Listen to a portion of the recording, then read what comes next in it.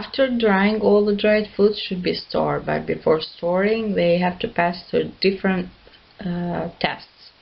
The first one is testing for dryness. Well, many factors affect the length of time needed for drying foods, like temperature, air circulation, humidity, the amount of food on tray, the size of pieces of the food, etc.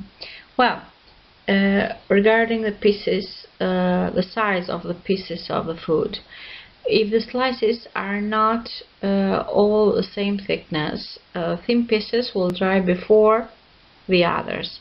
This is the reason that we have to take a test of all the samples, some samples, to see the effectiveness or if the dried process is finished. When you think about a food is dry, there are several ways you can test it to be sure. For example, test fruits by squeezing a handful. If the pieces of fruit spring apart and there is no moisture left on the hand when you open it, then drying process is complete. Dried fruits should be pliable and leathery.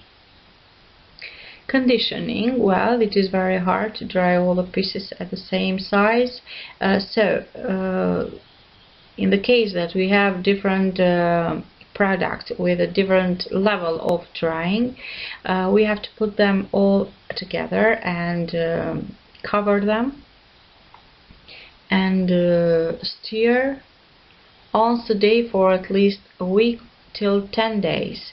This may have the conditioning of the products, because the moisture, the quantity of the moisture of one product should pass through the other product that had low quantity of the moisture. So it is create a balance between each other during the conditioning process. Pasteurizing, well, dry foods sometimes are contaminated by insect or moths, which can cause spoilage, and sulfuring fruit usually prevents this type of contamination. It is especially important to pasteurize food dried outdoors when it was probably contaminated. The pasteurization process usually occurs in 80 degrees for at least 15 minutes. Storing the dried foods, well, after the food have been thoroughly dried, cooled, conditioned and pasteurized, you can be sure of its quality and safety if you store it properly. We have to place dried food in moisture and waterproof containers with tight fitting lids. Glass jars, coffee cans and plastic freezer bags or cartons may be used. Containers that keep the light out are the best, etc.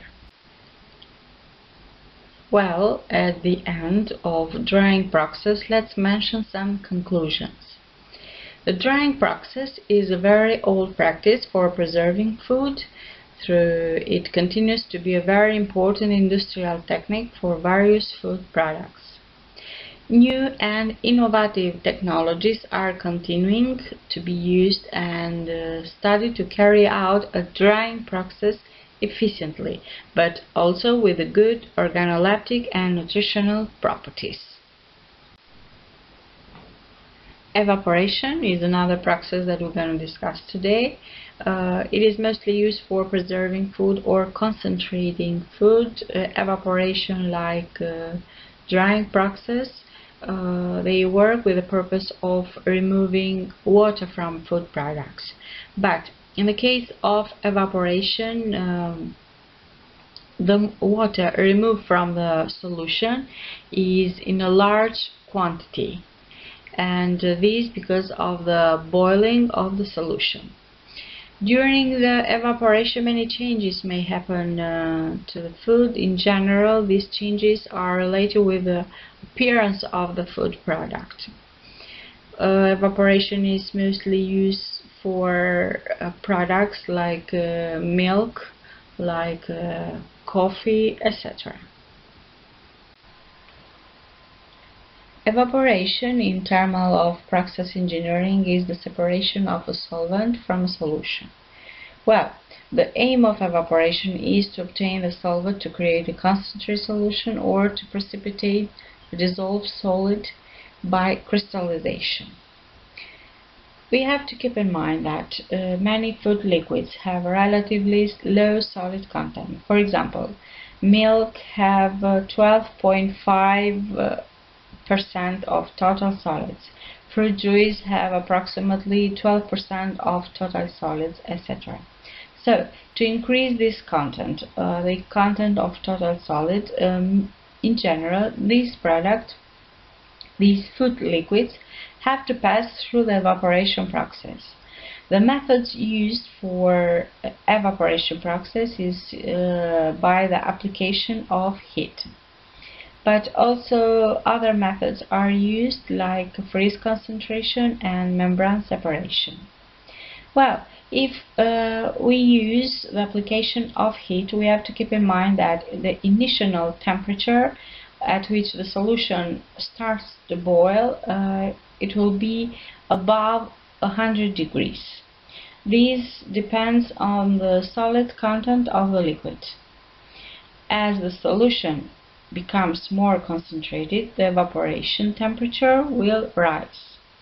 Well, in general, for the evaporation process, takes several minutes to a few hours to obtain the solid content required. The exposure of the food liquids to this high temperature for a long time may cause changes of the food liquids, changes in the color, in the flavor, that in some cases these changes are acceptable or even desirable for the food product. The purposes for which the evaporation process is used in food industry are a lot, but let's mention the most important of them. Produce concentrated liquid product for sale to the consumer as ingredients or other consumer products. The second one is obtaining product, for example, sugar from juices, salt from brine, drinking water from seawater, etc. And the last one is to concentrate liquids for further processing and to reduce the cost of transport, the cost of storage, and in some cases packaging by reducing the volume of the liquids. Well, for explaining with single terms the evaporation process, let's take an example. In this case, the solution is salt and water. And as you can see, the addition of heat makes possible to evaporate the pure solvent, that in this case is the water. As you can see in the other side of the screen, the remaining solution has a higher concentration of total solids and low quantity of the water. This because of the high temperature that it is above of the boiling point of water. Well, as we mentioned before, the methods used for evaporation are different, but the most useful method is the application of heat into the solution. And but what happens with the solution when the heat is applied?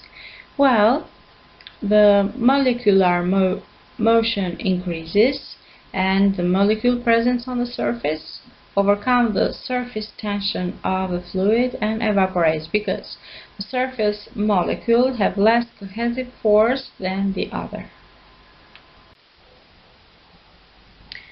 To realize the evaporation process, it is necessary to use the right equipment. Well, in this case, the equipments that are used for evaporation are called evaporators, and in general, these equipments are divided into three groups. The first one is natural circulation evaporators. In this group of evaporators, the movement of liquid is a result of heat currents. from which the hotter part rises and the cooler part sinks. Here we can mention some advantages and disadvantages about this group of evaporators. When we talk about advantages of these, we can mention that they are simple, they are easy, they are cheap to build, easy to use and to clean. Some of the disadvantages is that the entire quantity of the liquids is heated during all the time of the evaporation process, but these can cause many problems. The first one is the decomposition of the ingredients because of the high temperature that create these products. The second disadvantage that we can mention is that on the evaporating surface is formed rapidly a layer of foam which may affect on the evaporation degrees or on the time of evaporation. And another disadvantage is that this equipment can be used only for evaporation of aqueous and thermostable solution. The second group of evaporators is forced circulation evaporators. Well, this type of evaporator consists in a short tube calandria, in a pump and a large cylindrical vessel for separating the steam and the liquid. Well, when the solution are introduced into the system, it is a pump that forces the liquid to pass through the calandria or through the tube. The steam then will hit the liquid inside the calandria. Then the liquid leaves the calandria or the tubes and enters to the evaporator body through the inlet. Concentrated liquids is pumped through the product outlet and steam is collected through the steam outlet. Some of the advantages of these equipments are the rapid movement of liquids, which improves the heat transfer, especially when we talk about viscous liquids. Another advantage that we can mention is that they are fast evaporation. They have fast evaporation rates, and they can also be used for insulin concentration, etc. When we talk about disadvantages, we can mention that due to high circulation speed, the corrosion of the equipment can occur. And another disadvantage that you can mention is the formation of salt deposits at the bottom of the equipment. And this is a bad thing because even the cleaning of this part is very difficult. The last group of the evaporators is film evaporators. In this case, the material that is going to be evaporated is spread as a film over the heated surface, and the vapor escapes from this layer of film. There are different types of film evaporators. We can mention wiped film evaporator, long tube evaporator, climbing film evaporator, and falling film evaporator. The advantages of this group of evaporators is that we can obtain a good heat transfer, and this method is useful especially for liquids that are too viscous. The disadvantages of this group are that the manufacturer, the instruments are very expensive in this case, and also it is difficult to clean and to maintain these equipment. Well, the lesson for today was about drying and evaporation processes. That they are used mostly for preserving or for concentrating different types of product. Both drying and evaporation process have the same principle, to remove the water from product, but they have some difference between each other, drying, for example, removes relatively small amount of water from solid or nearly solid material. But the evaporation, it is known to remove relatively large amount of water from the solution. During the drying, removing the water is done at temperature below its boiling point, but during the evaporation, the removal of water is by boiling the solution.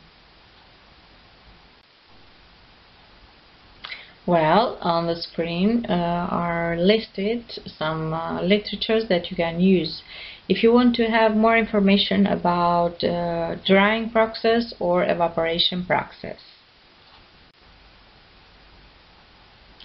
This was the lesson for today. Hope it was interesting for you. See you on the next lesson, and thank you for your attention.